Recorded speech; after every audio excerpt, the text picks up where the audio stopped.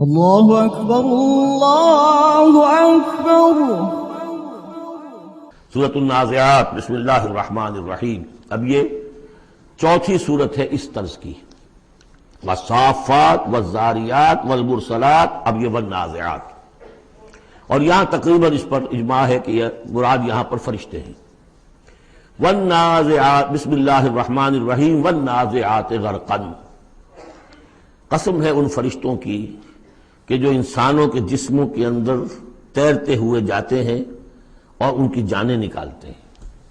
نزع کھینچنا، جان کھینچنے کے لیے۔ والنازعات غرقا، خود اندر گھس کر، ظاہر بات ہے کہ وہ فرشتہ ہے، بڑی لطیف اس کا وجود ہے۔ والنازعات غرقا، غوطہ لگا کر وجود میں سے۔ والناشطات نشطا، اور ایسا بھی ہے کہ جیسے گرہ کھول دی جائے، کھول دینے والی بات۔ ایک حدیث میں آیا ہے کہ مومن کی جان جب فرشتہ قبض کرتا ہے تو ایسے محسوس ہوتا ہے اسے کہ جیسے بند منہ تھا ایک مشک کا، اس میں سے ایک قطرہ نکل گیا بس۔ اور جب وہ جان کھینچتا ہے، روح قبض کرتا ہے کافر کی، تو جیسے کہ سیخ پر سے گرم کباب کھینچا جاتا ہے۔ تو یہ دو مختلف کیفیات، لیکن اس کا تعلق جسم والے معاملے سے نہ سمجھیے۔ آخری وقت عالم نزع تو بہت سے نیک لوگوں پر بھی سخت آ جاتا ہے، حضور پر بھی عالم نزع جو ہے وہ سخت آیا ہے، اور اس میں بار بار حضرت فاطمہ رضی اللہ تعالیٰ عنہ رو دیتی تھیں، واہ بتاؤ، ہائے میرے ابا جان کی یہ کیا کیفیت ہے۔ اور حضور فرماتے تھے کہ بیٹی آج کے دن کے بعد تیرے باپ کے لیے کوئی سختی نہیں ہے۔ تو ایک ہے ظاہری جسم کا معاملہ، ایک ہے اندر سے جب روح، جب وہ گرہ کھلتی ہے، اس وقت بالکل بندہ مومن کے لیے ایسے ہوگا جیسے کہ ایک جو قطرہ تھا بس بند مشک میں سے وہ نکل آیا۔ والسابحات سبحا، پھر یہ فرشتے تیرتے ہوئے فضا میں اور خلا میں اس روح کو لے کر جاتے ہیں۔ کہاں لے کر جاتے ہیں یہ آگے آئے گا ویل للمطففین میں، سورۃ المطففین میں۔ فالسابقات سبقا، پھر وہ آگے بڑھتے ہیں، دوسرے سے نکلتے ہیں۔ فالمدبرات امرا، پھر جو حکم ہوتا ہے اس کی تدبیر کرتے ہیں۔ یہ فرشتے ان کو کہاں لے کر جانا ہے، یہ سجین میں جانے والی جان ہے یا یہ کہ اعلیٰ علیین میں جانا ہے، وہ سب اس کے مطابق کریں گے۔ اس کے آگے جو قسم کا جواب ہے وہ محذوف ہے، ان الدین لواقع انما توعدون لصادق۔ سورہ زاریات میں، سورہ مرسلات میں اسے واضح کر دیا، یہاں اب اسے حذف کر دیا۔ یوم ترجف الراجفہ، جس دن کہ یہ کانپے گی ایک مرتبہ کانپنے والی زمین، زلزلہ۔ یا ایھا الناس اتقوا ربکم ان زلزلۃ الساعۃ شیء عظیم یوم ترونھا تذہل کل مرضعۃ عما ارضعت وتضع ذات کل حمل حملها وتری الناس سکارى وما هم بسکارى ولکن عذاب اللہ شدید۔ یوم ترجف الراجفہ تتبعها الرادفہ، دوسرا پھر نفخہ ہوگا، پھر اس کے پیچھے ایک اور آئے گا۔ قلوب یومئذ واجفہ، کتنے ہی دل ہوں گے اس روز دھڑکتے ہوئے خوف کے بارے۔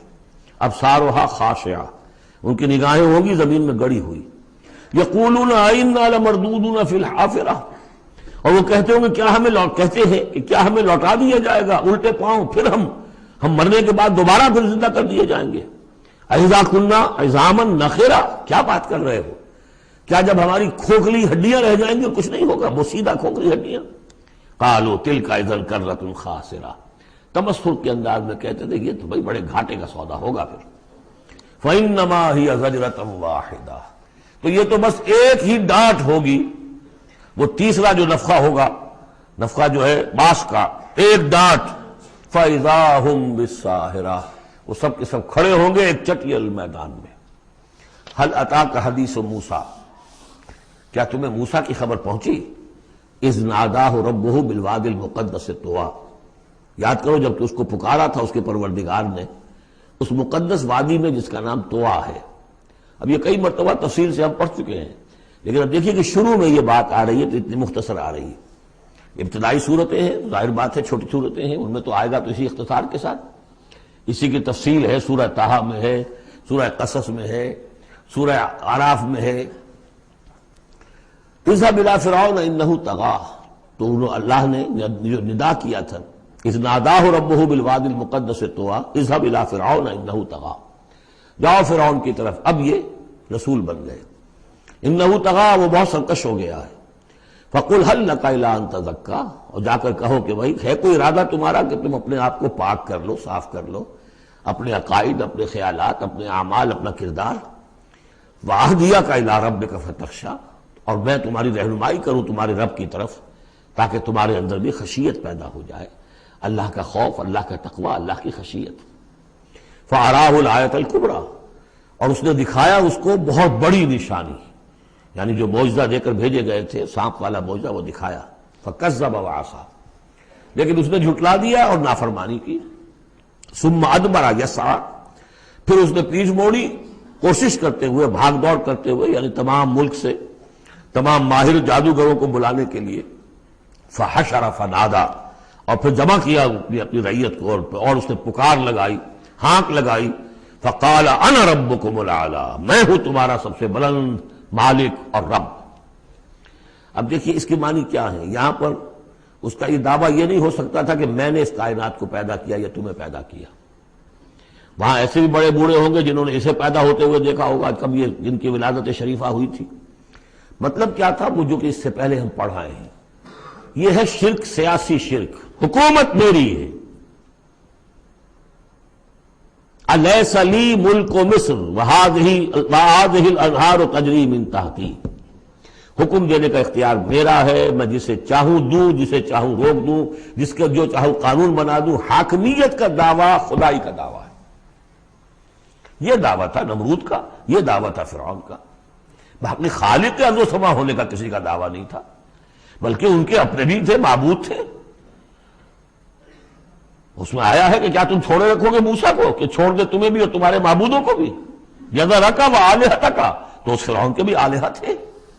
لیکن سیاسی شرک، اور یہ سیاسی شرک جس قدر گلوبلائز ہوا ہے آج کے دور میں، پورا گلوب اس شرک کے اندر مبتلا ہے. پاپولر ساورنٹی، پہلے وہ ٹنوں گندگی کسی ایک شخص کے سر پہ رکھی ہوتی، فرعون صاحب کے سر پر رکھی ہوئی ہے وہ حاکمیت کی گندگی. اب انہوں نے کیا کہ اس کو تولا تولا ماشا ماشا سب میں بانٹ دو. اور ابلیس کی مجلس شورا میں علامہ اقبال نے کس قدر خوبصورت تعبیر کی ہے. ہم نے خود شاہی کو پہنایا ہے جمہوری لباس، جب ذرا آدم ہوا ہے خود شناس و خود نگر. اسی کو بدل دیا ہم نے، شکل بدل دی ہے. کفر وہی تھا، انسانی حاکمیت. الیس لی ملک مصر، کیا مصر کی بادشاہی میری نہیں ہے؟ وہذہ الانہار تجری من تحتی، سارا اریگیشن کا سسٹم یہ میرے کنٹرول میں، جس کو چاہوں گا پانی لینے دوں گا، جس کو چاہوں گا روک دوں گا. فقال انا ربکم الاعلی فاخذہ اللہ نکال الآخرۃ والاولی، تو پکڑ لیا اسے اللہ نے سزا میں، آخرت کی بھی اور پہلی کی بھی، یعنی دنیا کی بھی سزا. دنیا میں غرق ہوا اپنے پورے لاؤ لشکر سمیت. آخرت میں جو ہونا ہے وہ نقشہ ہم دیکھ چکے ہیں بہت مرتبہ سورہ یونس میں خاص طور پر. ان فی ذلک لعبرۃ لمن یخشی، اس میں یقیناً سبق ہے. یہ عبرت کہتے ہیں عبور سے بنا ہے. عبور کسے کہتے ہیں؟ دریا کو عبور کرنا، اس کنارے سے اس کنارے پہنچ جانا. عبرت کا مطلب ہے ایک چیز کو دیکھ کر کسی اور حقیقت کو سمجھ لینا، یہ عبرت ہے. ان فی ذلک لعبرۃ لمن یخشی، سبق ہے کس کے لیے؟ جس کے دل میں کچھ بھی ڈر ہے. انتم اشد خلقا ام السماء، اب چونکہ اصل بات تو یہ تھی کہ انسان کیسے پیدا ہو جائیں گے، کیسے باعث بعد موت ہو جائے گا. اب اس کا جواب آ رہا ہے، اے انسانو انتم اشد خلقا ام السماء، کیا تمہارا بنانا زیادہ مشکل تھا اور اب بھی مشکل ہے یا اس آسمان کا بنانا؟ بناہا، اس نے اسے بنایا ہے. رفع سمکہا فسواہا، اس کے گنبد کو بلند کیا ہے اور پھر اس کا تسویہ کیا ہے، اس میں توازن رکھا ہے.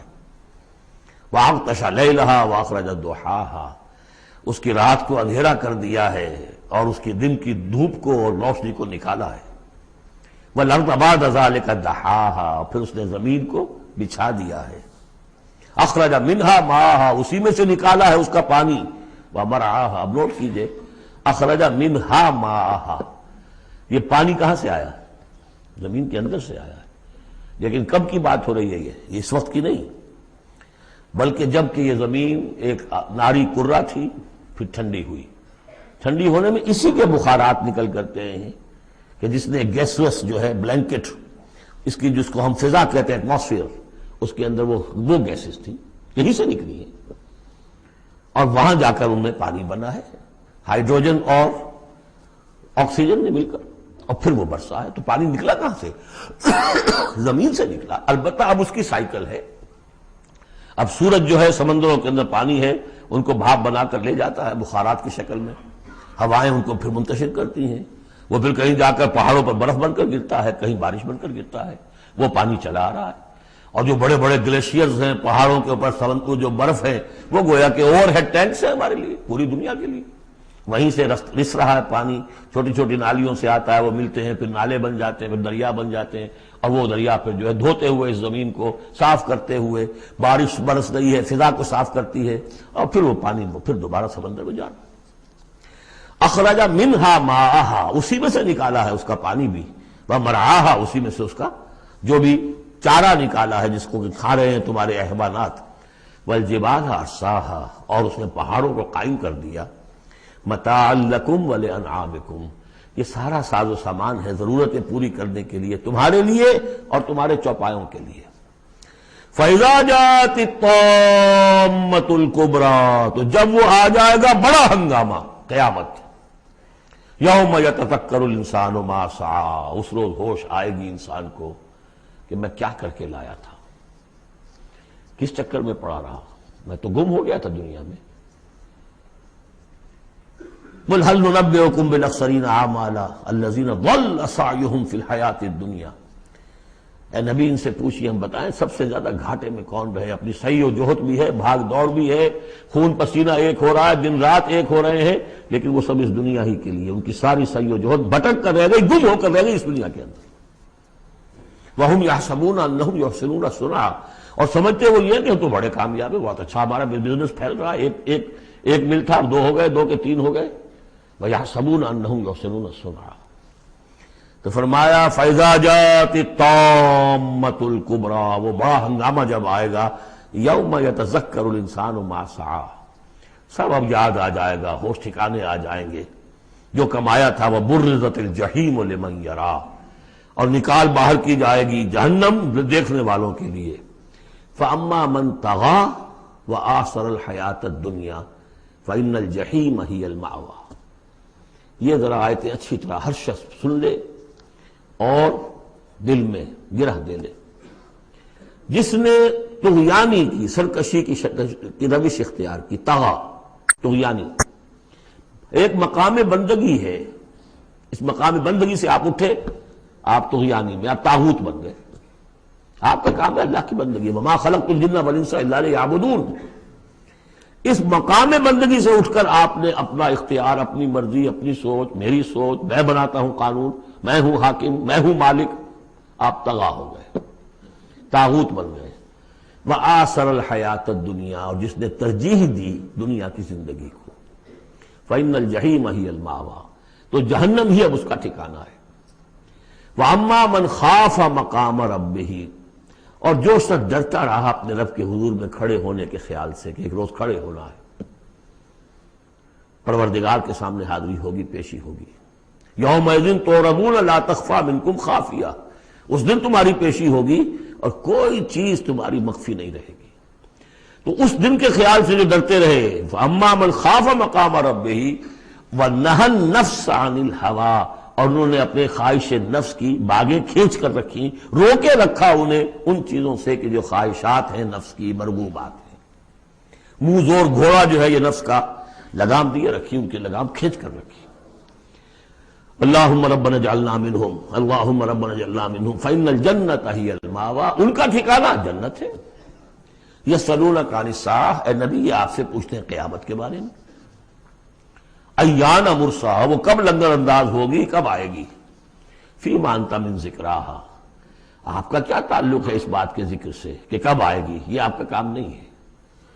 الی ربک منتہاہا، وہ اس کی خبر جو ہے کہ وہ کب آئے گی، وہ تو آپ کے رب ہی کی طرف ہے، اسی کا انتہا جو ہے رب کی طرف ہے، اور کوئی نہیں جانتا۔ انما انت منذر من یخشاہا، آپ تو بس ہے صرف خبردار کرنے والے جو اس سے ڈرتے ہو، خبردار کریں جو اس سے ڈر جائیں، ڈرتے ہو یا ڈر جائیں۔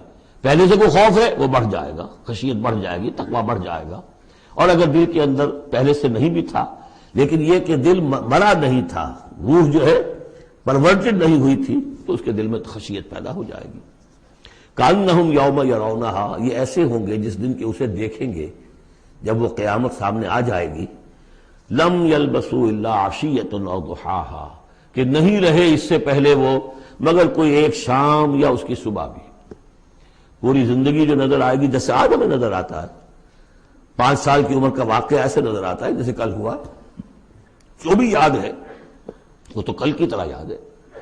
اسی طریقے سے ساری زندگی ایسے محسوس ہوگی کأنہم یوم یرونہا لم یلبسوا الا عشیۃ او ضحاہا. حي على الفلاح